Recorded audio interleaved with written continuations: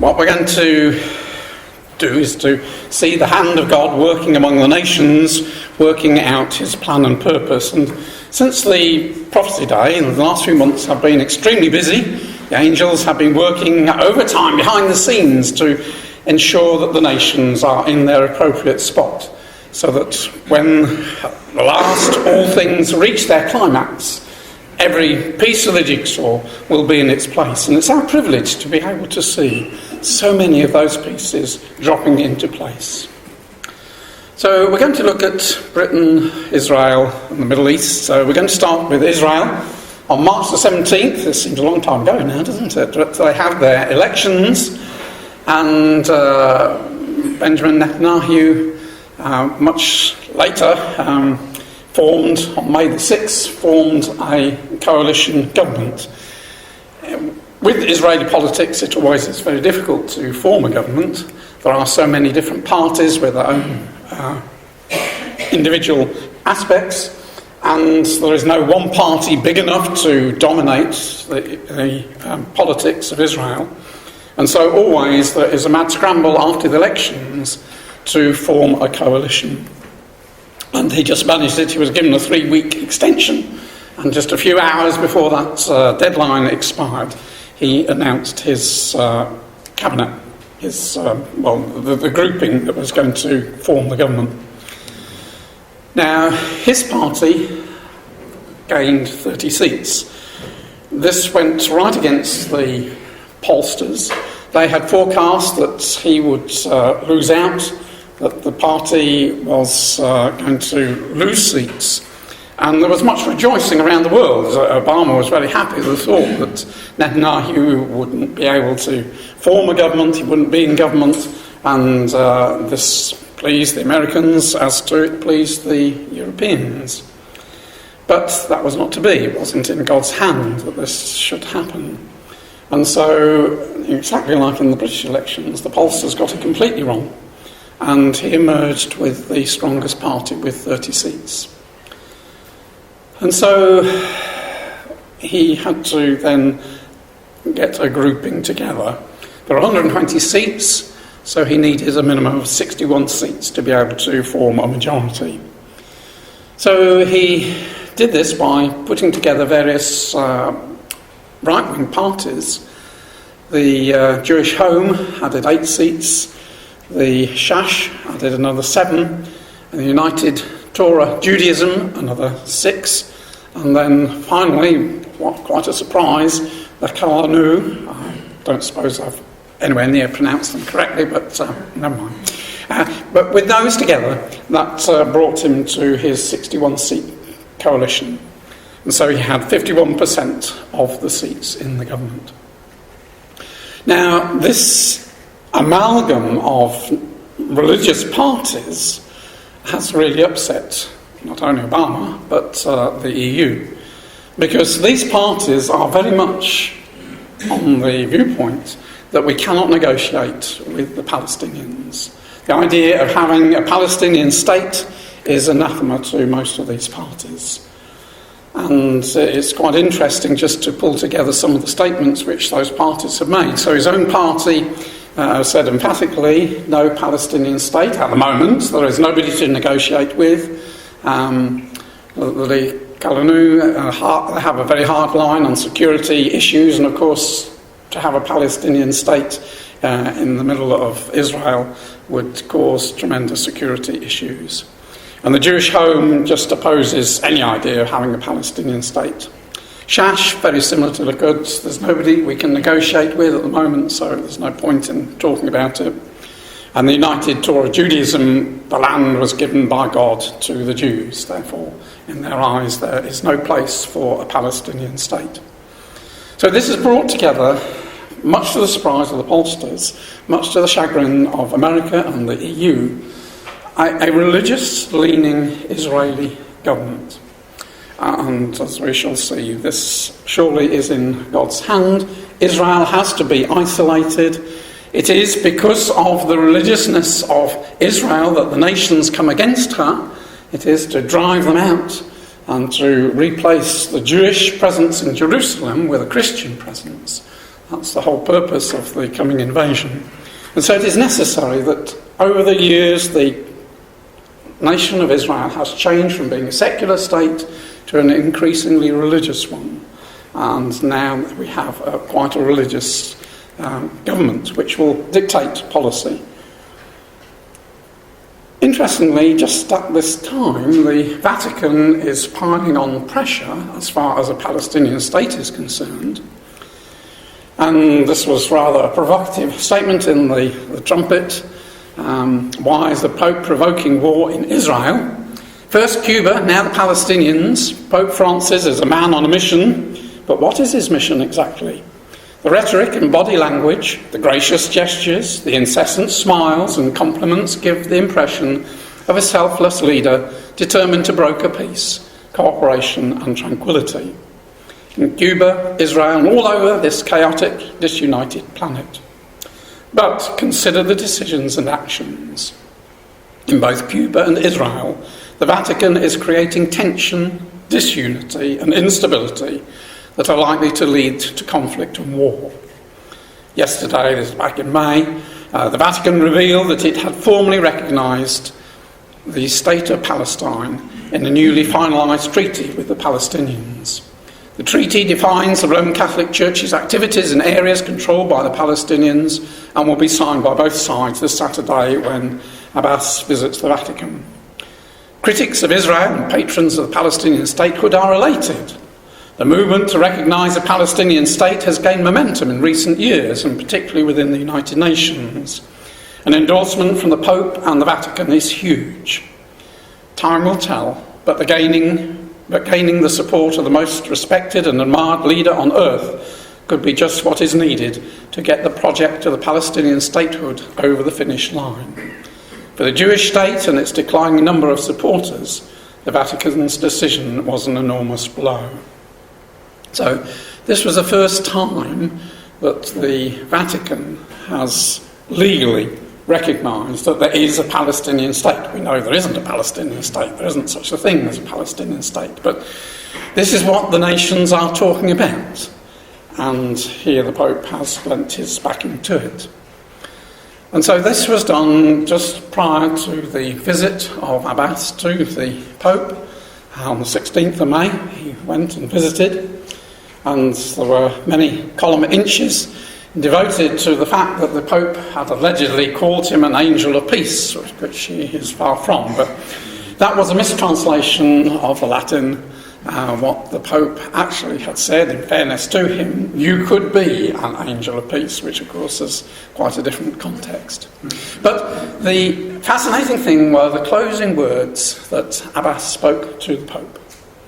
We will always be together because our mission is the same. What a remarkable statement. And the Pope replied, pray for me. So we know what the Palestinians' mission is. It is a Palestinian state which is Jew-free, Judan-free. That's what he's seeking. If they have a Palestinian state, all Jews will be expelled. They will not be allowed there. And that is step one to eventually causing the whole region between the Mediterranean and the Jordan River to be Jew-free. That is his aim. He said to the Pope, our mission is the same. How interesting. Now, we know that that will not take place. Or if it does take place, it has to be undone. A bit like we thought that Britain wouldn't go into the EU. But it did, but it's got to come out. Because we know at the final time of the end, Israel is dwelling on the mountains of Israel. Ezekiel 38 makes it quite clear that Israel is there on the mountains of Israel. And there's quite a stylistic map that it gives us. You can see the outline of the West Bank where the Palestinian state would be established.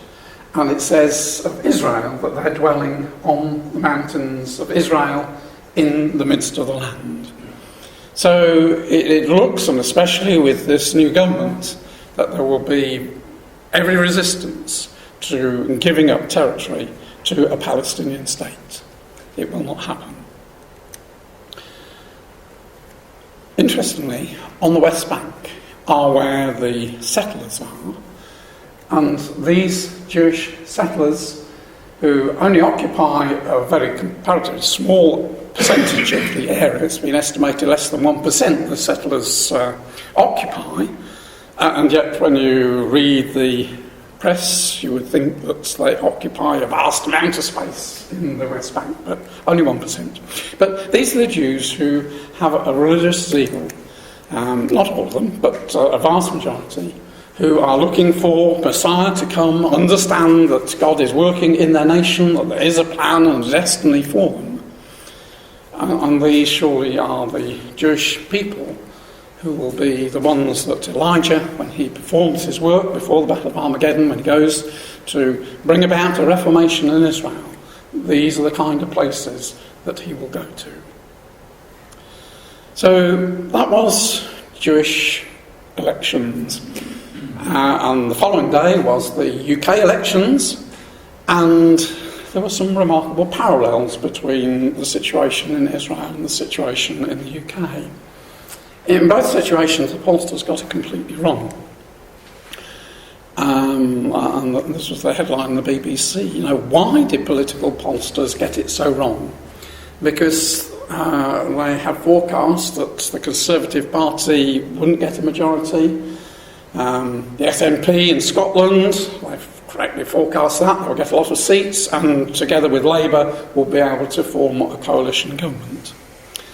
Well, that was not to be, because the angels had their plans, and in the mercy of God, we have had our eyes open to those plans, that that Britain has a role to play which is independent of the EU. She has a role to play in the Middle East with Israel and the southern Arab nations. And so Britain has to be forced out of the EU.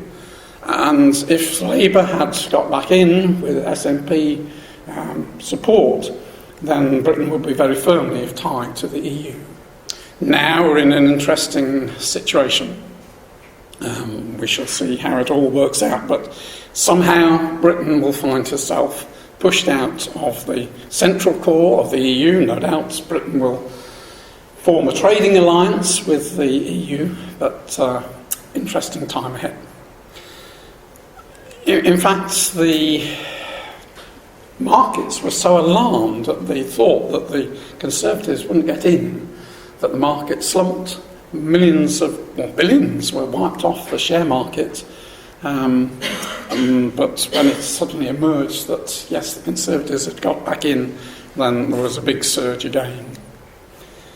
So these were the results, again, exactly like in Israel.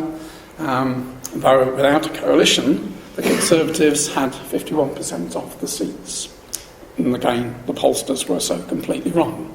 And again, the European leaders had been rejoicing in the thought that this was the end of the conservatism, and things would then drift their way, and they had a rude awakening when these results came out. And the map of Britain was quite changed. The Labour Party severely routed, and especially in Scotland.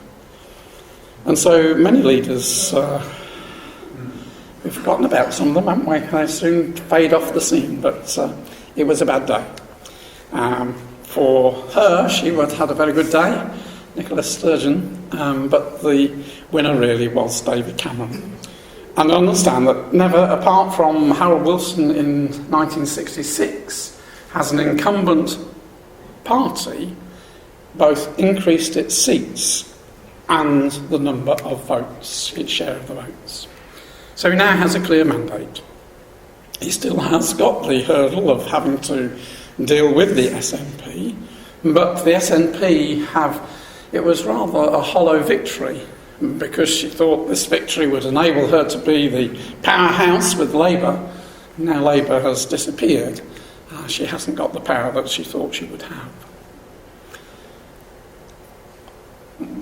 What he's got to do is to unite the United Kingdom. And it's very interesting just how exact Bible prophecy is. In Ezekiel chapter 38 and verse 13, it talks about the merchants of Tarshish. Not the merchant of Tarshish, but the merchants. And that's what the United Kingdom is all about, isn't it? It's a collection of different nations, Northern Ireland, Wales, Scotland, England, coming together, working together, each in their own right are trading nations, but united. So it is the merchants of Tarshish. And you may remember this from Stones. It's interesting, Scotland thinks it has a big voice, but it's only got a tenth the population of England. Only 8% of the UK is Scottish. England has by far the greatest population, 84%.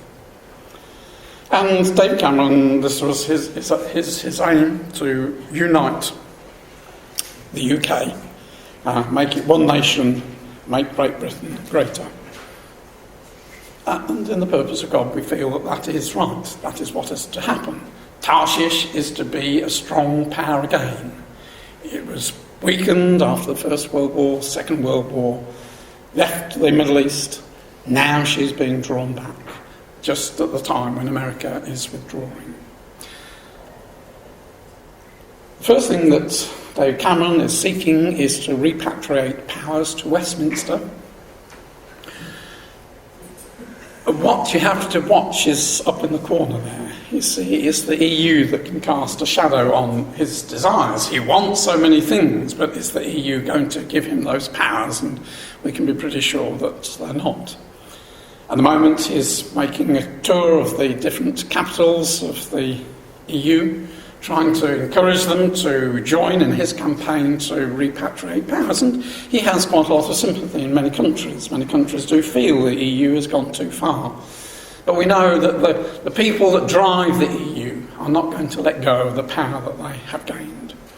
And so he will find at the end of the road that he won't have made the changes that he wants, and the route will be an exit. So he has promised a referendum by 2017.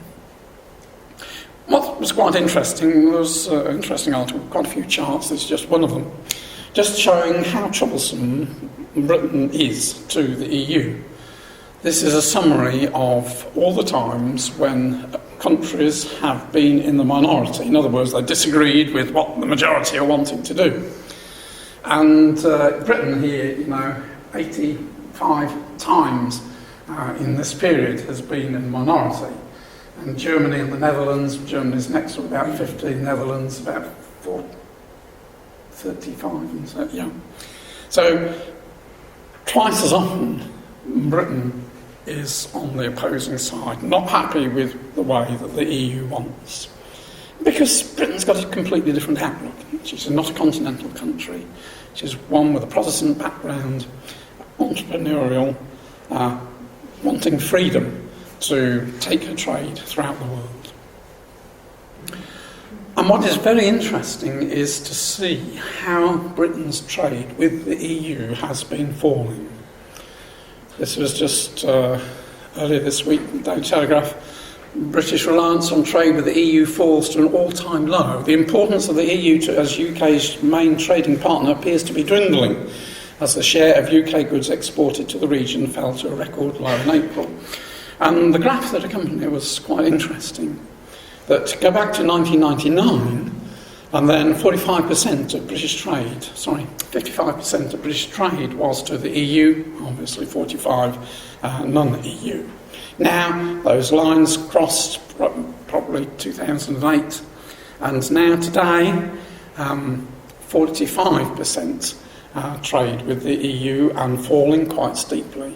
So Britain has, because she is a trading nation and because of the recession in the EU, has been forced to look to other markets, one of which, of course, is Israel and the Middle East, and she has been exploiting those markets, and it's showing in the figures that the EU is getting less and less important to Britain.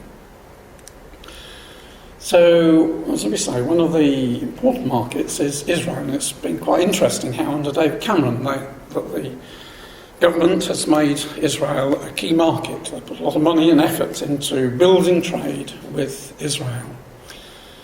And this was 9th of June. It's a golden era for UK-Israel trade, says the business secretary. Now, the new business secretary is a very interesting person. He's from Pakistan originally. He was born in this country, but a great friend of Israel.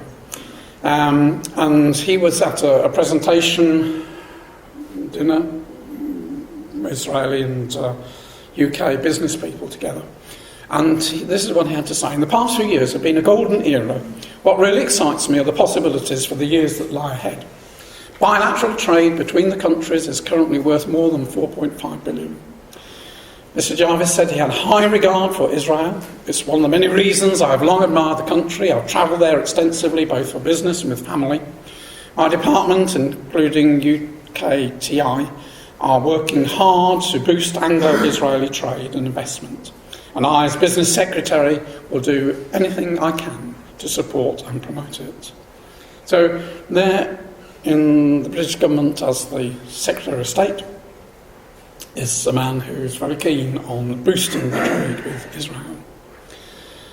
And one of the interesting things is the advantage to the Israelis with dealing with Britain as opposed to dealing with California, which has been their traditional market, because the Israelis are very keen on technology and that kind of thing. So Silicon Valley was their traditional place. The Israelis would have the ideas that were taken to America to be developed.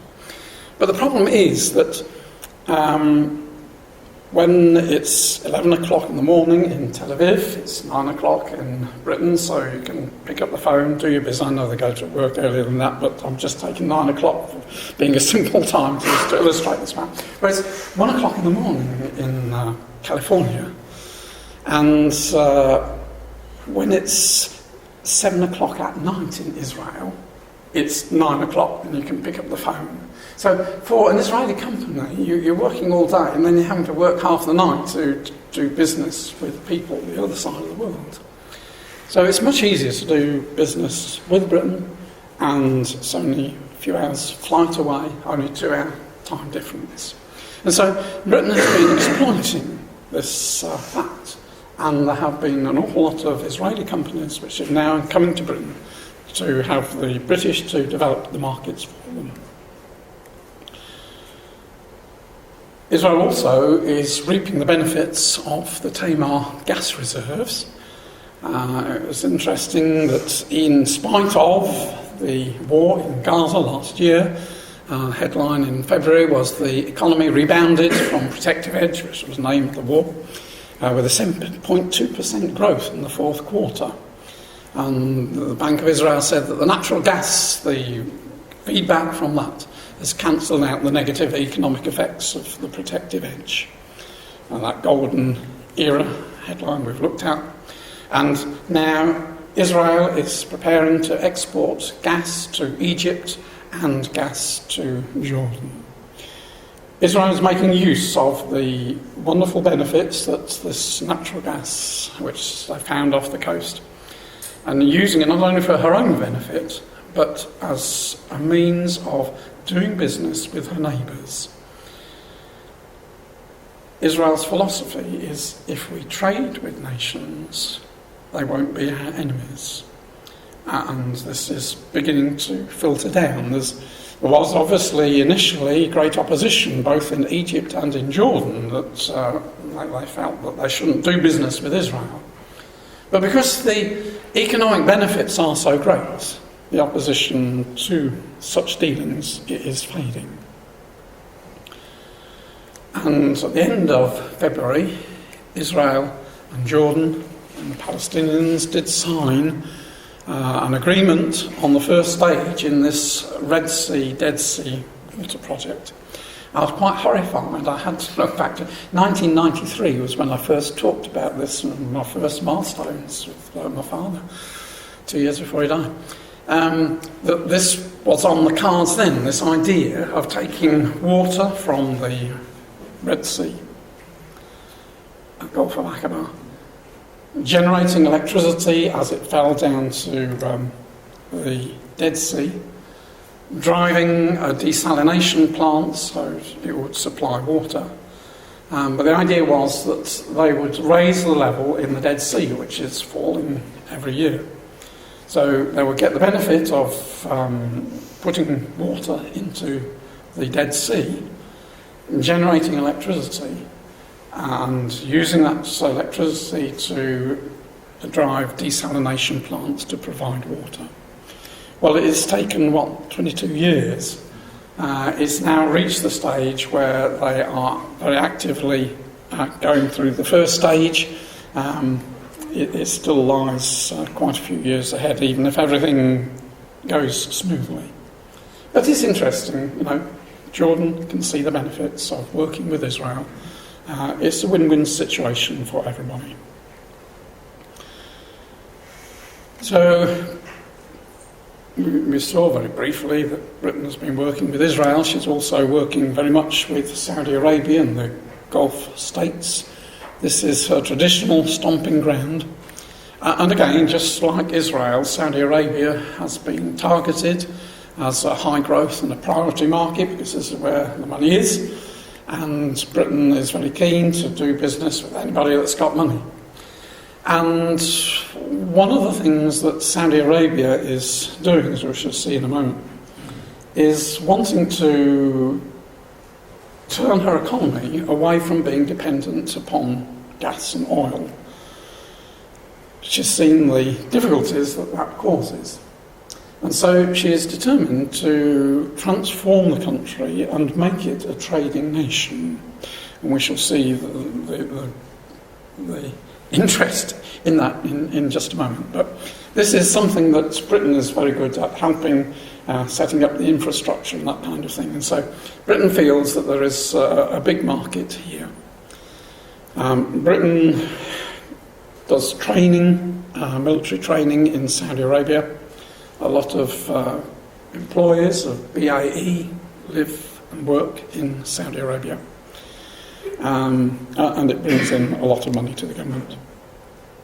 But this port expansion reflects Saudi Arabia's economic growth. Major expansion of Saudi Arabia's ports infrastructure reflects a combination of continuing economic growth with the kingdom's key strategic location as a hub for international trade, as the largest and most diversified economy in the Middle East, and its status as the world's principal oil exporting country. As the Saudi government looks to see investment of upward of $10 billion in development of its ports infrastructures over the next decade, there will be increasing opportunities for UK companies in many areas. As I say, Britain, being a trading nation herself, is very skilled at putting in the infrastructure that is needed for these things. And one of the 4 cities that are being built, brand new cities in the middle of nowhere, as it were, this King Abdullah Economic City, this is the sea here, and various zones for living and working, trading, ring road roundabout. This is well on its way to being, that's just an artistic drawing, but it's well on its way to becoming a fact. And so there are 4 main ports being considered, but because Saudi Arabia spans onto the Arabian-Persian Gulf and the Red Sea here, she's got 2 long coastlines and is ideally situated for seaports and container terminals.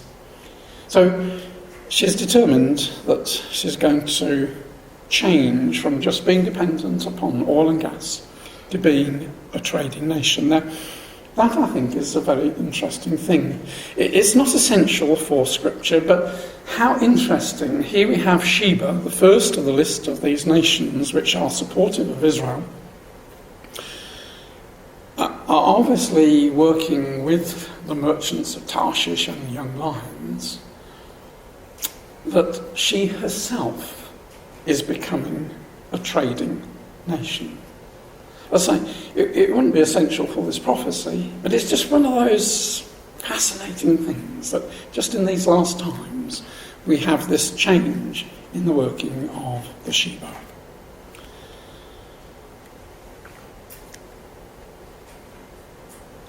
Again, it's interesting, and I've said this before, the order at which God reveals these things to Ezekiel, that it's Sheba, Dedan, the merchants of Tarshish, and the young lions thereof.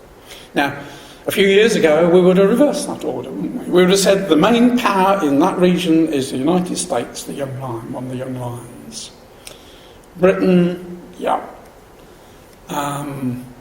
But to think of Arab nations being part of a group who, the purpose is that they're saying to Gog, who's coming down against Israel, aren't you come to take a spoil, as you gather your company to take a prey, to carry away silver and gold, to take away cattle and goods, to take a great spoil?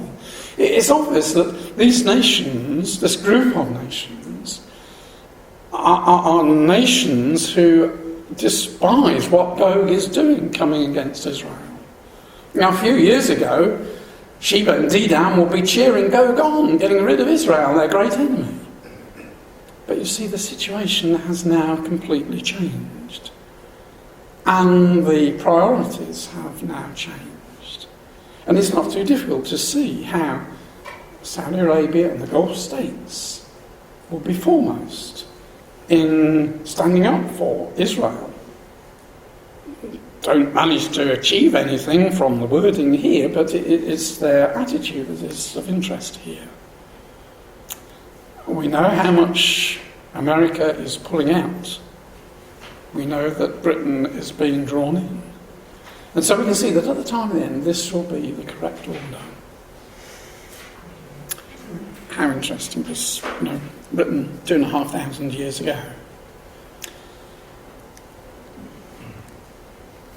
The Gulf states are more and more coming together to be a power bloc to the south of Iran in the north.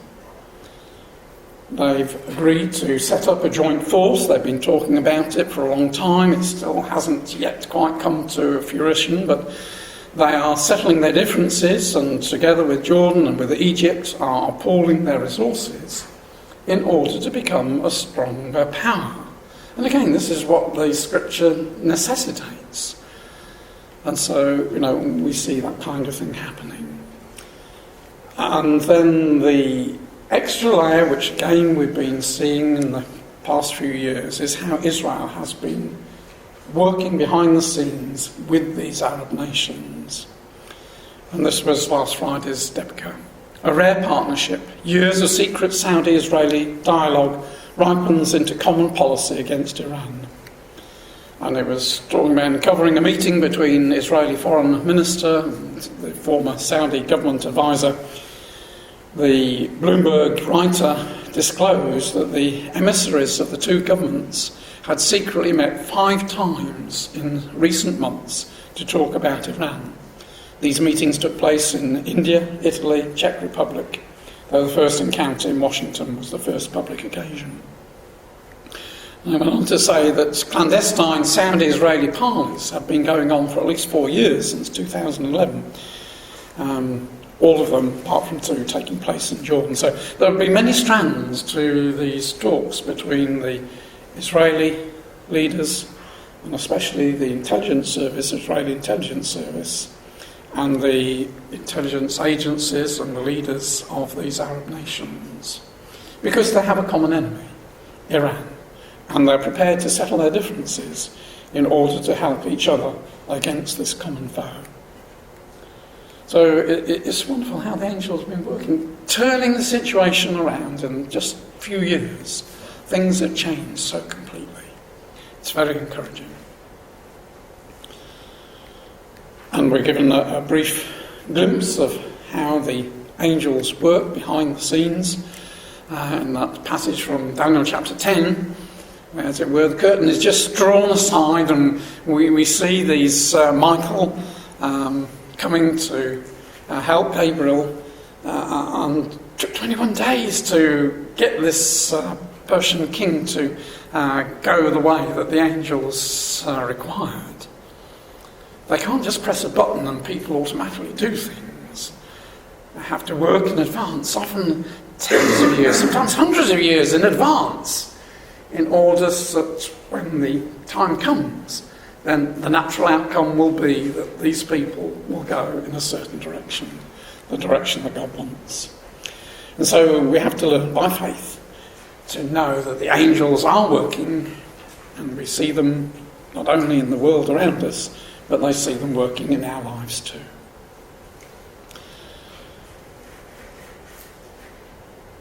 The Middle East, like Europe, is torn by religion. People think that religious wars belong to history, but we know that at the moment very much religion is to the fore of what Russia is doing in Crimea and in Ukraine. A contest between Roman Catholicism and the Russian Orthodox is also bubbling behind the scenes, and efforts to try and bring the two together. But it's exactly the same in the Middle East. You've got these two power blocks, the Shia and the Sunnis, totally opposed to each other, fighting among themselves. And of course the problem was that when Britain and France at the end of World War II carved up the area, they just more or less drew lines in the sand and ignored the religious differences between these nations. And these problems now come home to roost. And we see the break-up of big blocks of nations and smaller groups of peoples on sectarian lines coming to the fore. So we see at the moment a power bloc in the north based around Iran, covering Iraq and Syria. Another power bloc to the south, revolving very much around Saudi Arabia and the Gulf states, including Egypt and Jordan and Israel. And then, as it were, superimposed upon them is this little power of ISIS, which has hit the news in the past 18 months or so, and at the moment is a thorn in the flesh to the nations here. Now, we've looked at this in the past, so I'm not proposing to deal with it because we haven't got time, but from Numbers chapter 24, we know that at the time of the end, when Gog comes down into the land, to use the language of Ezekiel 38, there is a need, in the words of Balaam, to deal with Kittim, Cyprus, where the British have their bases, Asher, which is where Syria was between the rivers, and Eber, which is Israel. Now, it is so interesting that ISIS is between the rivers. And here is a power bloc that is opposed to Iran, is opposed to Russia. And so if Russia is to come down with Iran as her chief companion, it is clear that they've got to deal with British forces on Cyprus, Kittim, and they've got to deal with a power that is in Asher. And it looks very much, as we're seeing today, what that power is, this ISIS power. So if that's the case, then we don't expect to see ISIS expanding greatly and taking over the whole area, but to be confined between the rivers, but to be a power which is opposed to Iran and to Russia and to Israel, of course.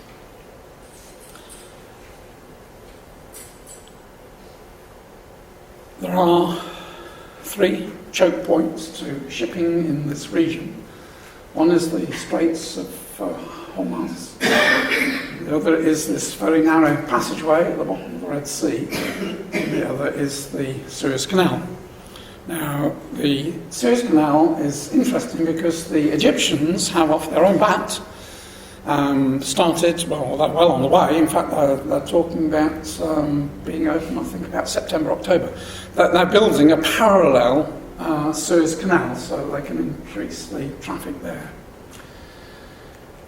But this choke point here are very vital to shipping because a lot of oil comes down in ships here, a lot of trade comes up through here to Europe.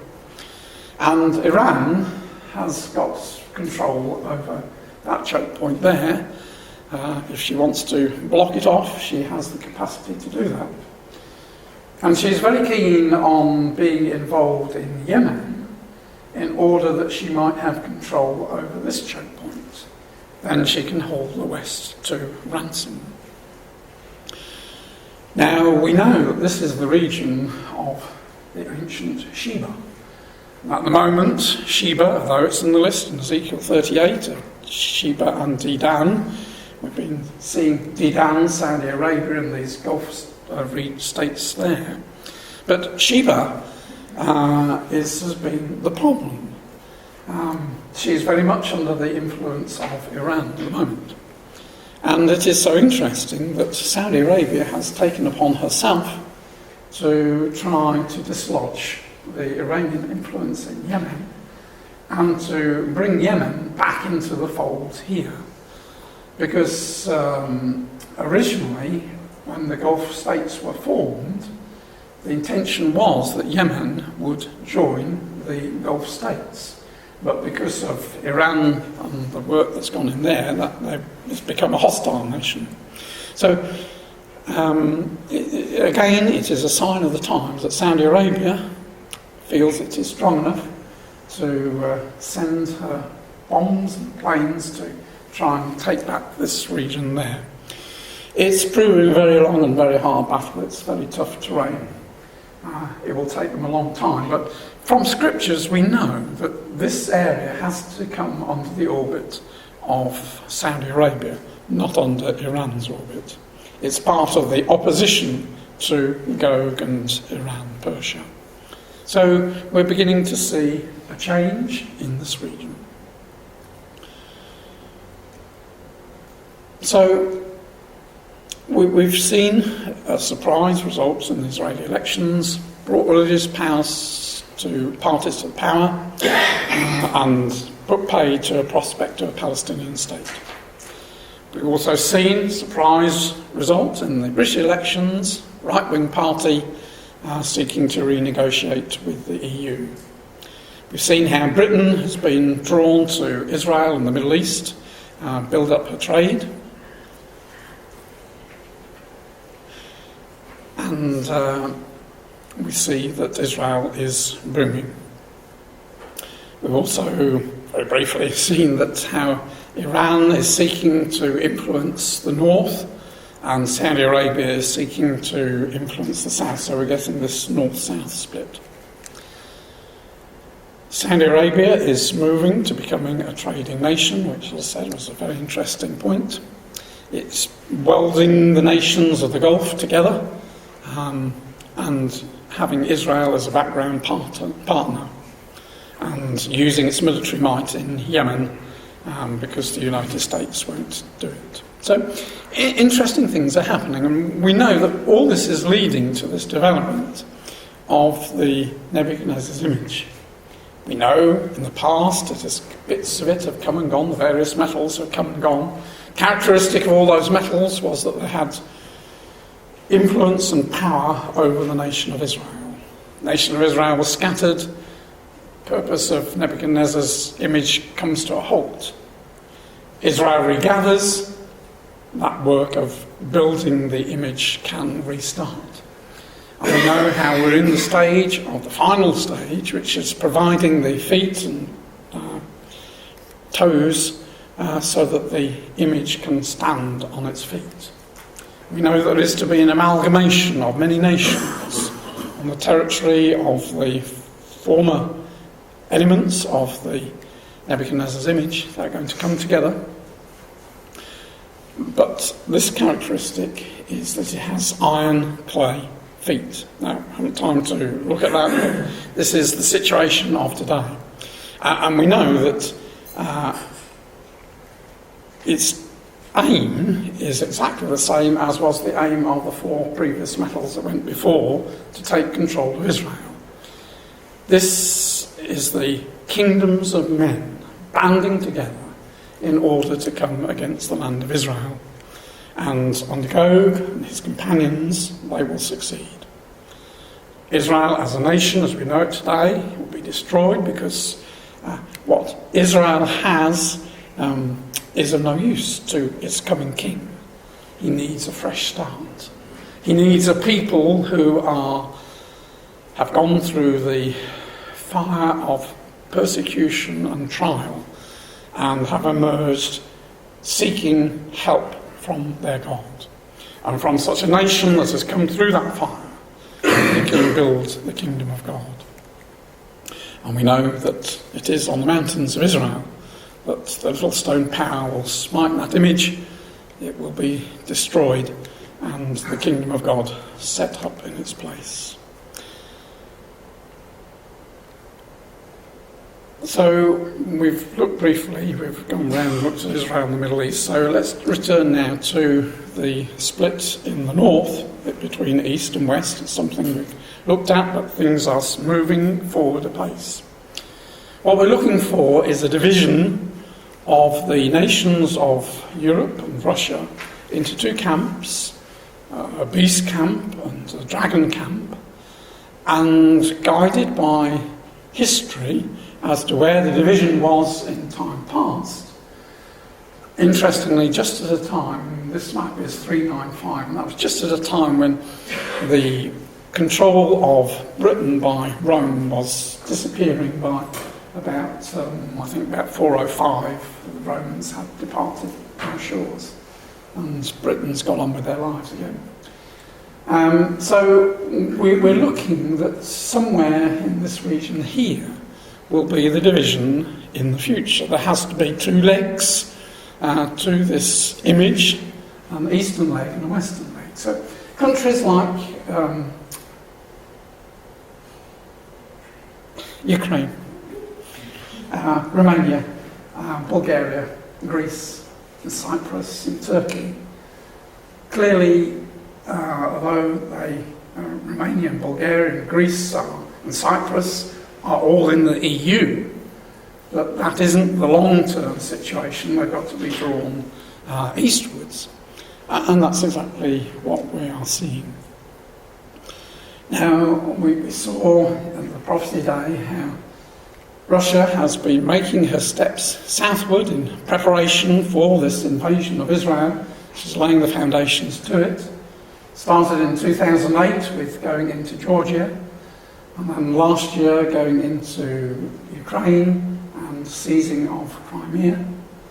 And now she's got her eyes on these southern nations here, like Turkey and Greece and Cyprus.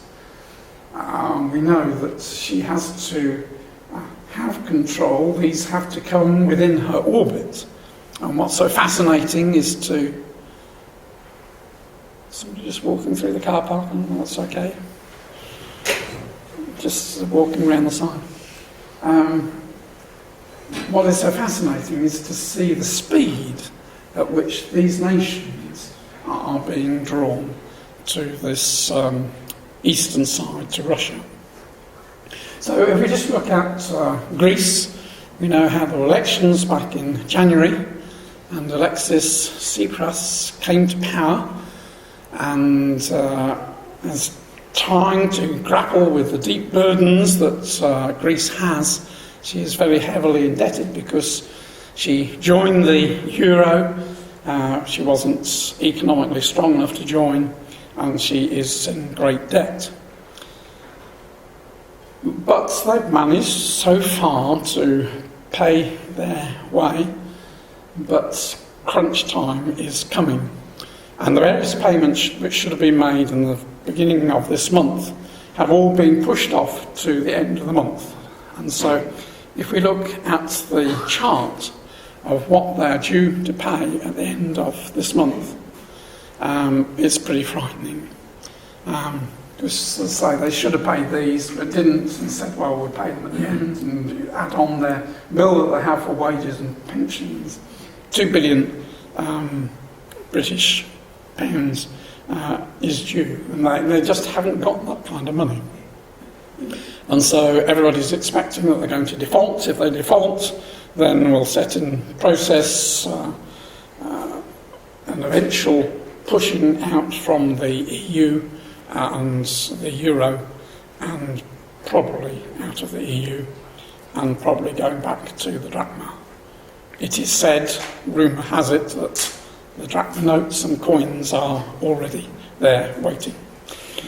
But the interesting thing is the West seems to be doing their level best to drive her into the arms of Russia.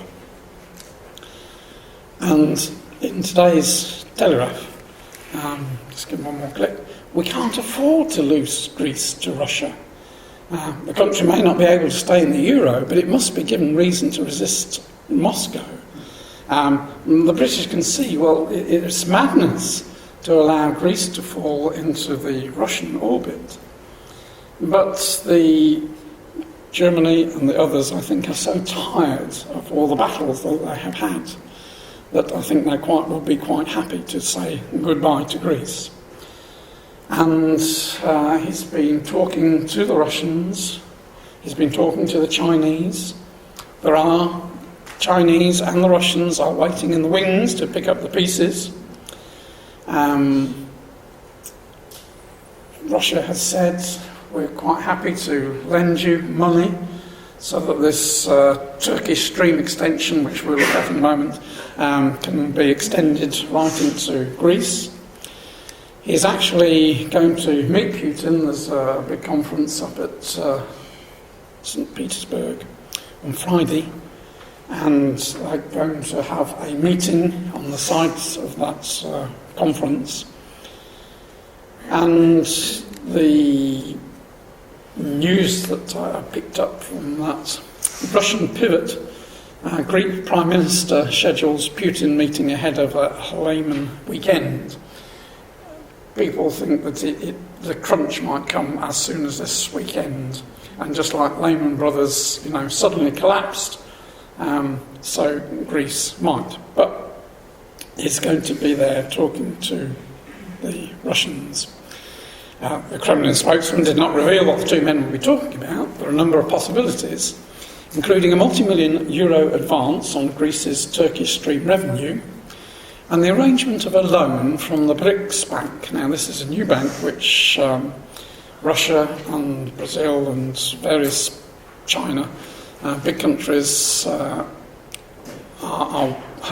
putting together.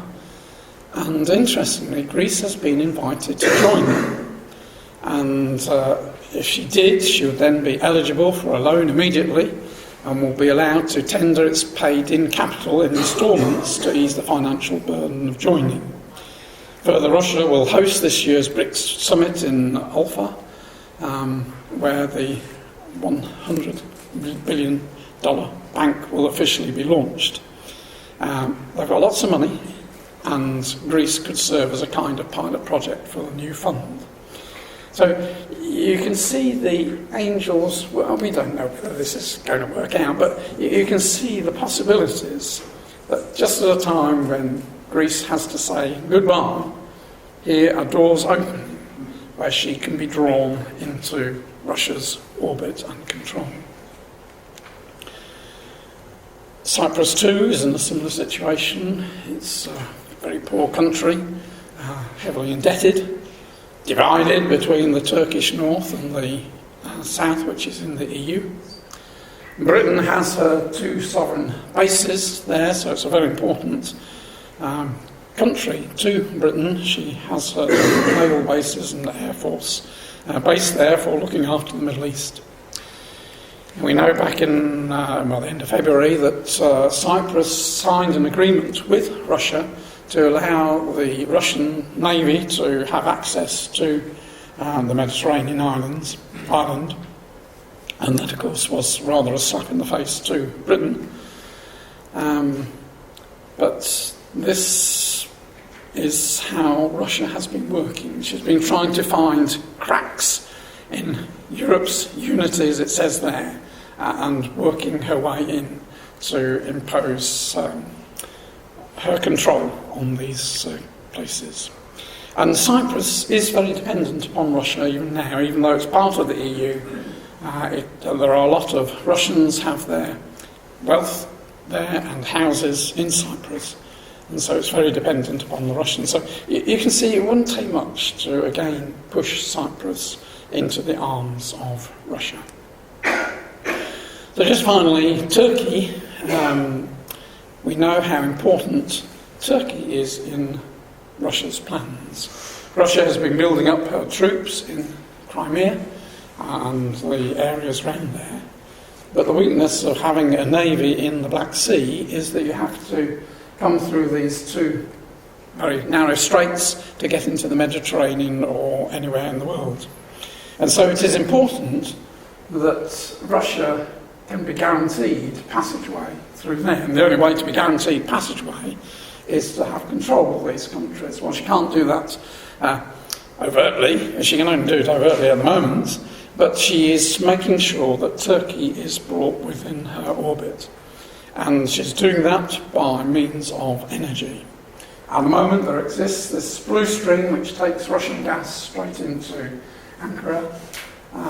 Russia has said that she will enlarge that pipe, put more gas through there. But the scheme which had been arranged with the EU, which was to ship gas across the Black Sea and into Bulgaria and up into Europe, has died a death. And instead, Putin is determined to carry on with that, but divert it into this region of Turkey, a lot of industry there, and extend it onto the borders of Greece, and has now been saying to Greece, we'll pay the money for the pipeline to be extended into Greece, so that both Greece and Turkey can take advantage of decent prices for gas. And if the EU wants to purchase gas, well, they'll have to purchase it from Turkey, which of course won't go down very well. But it is, again, it's a win-win situation for Russia, as it is for Turkey and would be for Greece. But it is a Trojan horse. It's his means of getting influence upon this country. And we can see that it will eventually lead to Russia moving down into Turkey to take control. So, I did say that was finally, didn't I? Sorry, there's a few more. Just very briefly, the situation in Ukraine. The world is very worried. Russia is putting a lot of forces on the eastern border of Ukraine. And this NATO leader, admittedly it's now 6 weeks old, but many of their actions are consistent with preparations for another offensive. Now, there's a very interesting article in the Times back on the 11th of June, which drew parallels between the situation between World War I and World War II. In 1933, the Oxford Union said that they weren't prepared to fight for king or country. And Germany took great comfort from that and began its preparations for eventually invading Britain. And it's saying, well, in the same way, Putin is taking great comfort from the fact that today the nations of Europe are not prepared to fight. And the Pew Research Centre, the American Research Centre, have just conducted a very interesting poll which showed that the majority of correspondents in France, Italy and Germany said that their country should not use military force to defend an ally from an attack by Russia. Only 38% of Germans are ready, it seems, to fight to protect NATO's eastern flank. So, from Moscow, it would seem as if the post-war Western order is fragmenting. Since NATO populations no longer have the stomach for combat, since Western Europeans see no compelling reason to defend their allies further east, Russia feels free to gnaw away at the credibility of Article 5. Article 5 says, if one NATO member is attacked, we will come and support you. So, interestingly, we can see how over the past few months he's been prodding and pushing at the various NATO members to test their readiness, and the peoples are growing weary of it, and he will soon see that he'll be free to walk in and take more of Ukraine. Stratfor did forecast 3 scenarios. One was an extension from the region we have at the moment to come down here, because what she desperately needs is a route through to Crimea. Crimea is landlocked, as it were. She can only get there by sea. So she needs to take more land in order that she can have free access to Crimea. So that was one scenario. Another was a more extensive one, pushing right through to Transnistria and taking Odessa so that Ukraine would be landlocked. The third alternative was not only to come here, but to go all the way up to Kiev and take right up to the Dnieper River. And in fact, Stratfor's own favourite was that that's what Russia would do. They worked out it would take them about 2 weeks and involve about 100,000 troops. Well, we can be sure that Russia isn't finished yet. She has to take control of this region. And it was interesting on the May Day, the sabre rattling that Russia was doing. Vast display of power. She regards the West as unfriendly. She feels she needs to defend herself. And in her eyes, it was Russia that won World War II. And probably a lot of truth in that. They lost 20 million, didn't they, in that war? So they're concentrating on building up their military so that they can withstand what they regard as the aggression of America and NATO in wanting to push further and further east. She is pushing back. And again, that's what we've been waiting for, so the eastern leg and the western legs can be formed. So brothers and sisters, we're building up to the time when it might not be Putin the leader at the time, but a Russian rogue will come with a mighty army, mainly Christian countries, coming down to take Asher, to take Eba, to take Egypt, and to take control of the Middle East. And it is then, Christ having come back, judgment having taken place, saints having been prepared, then Israel's saviours will be ready to come and demonstrate to the world that Israel is God's people, that Christianity and the Muslims are astray from the truth, and that the true God is Israel's God, and his Son has come to take control. And we, brothers and sisters, we live in hope of being there, assisting in this wonderful work. And our worlds are going to change forever. All that we have will disappear. We will go to the judgment seats without our families, without our brothers and sisters, without our bank balances, without our wealth. What we will be taking to the judgment seat is what we've got in our minds. How we have filled them with the word of God is what we will be judged upon. And so, brothers and sisters, it behoves us to look at our lives, because we are so close. We've seen so much happen. And we know that the Master has to come long before the nations come down into Israel. So that coming is very, very near. So, brothers and sisters, let us be fully awake and fully watching for our Master's coming.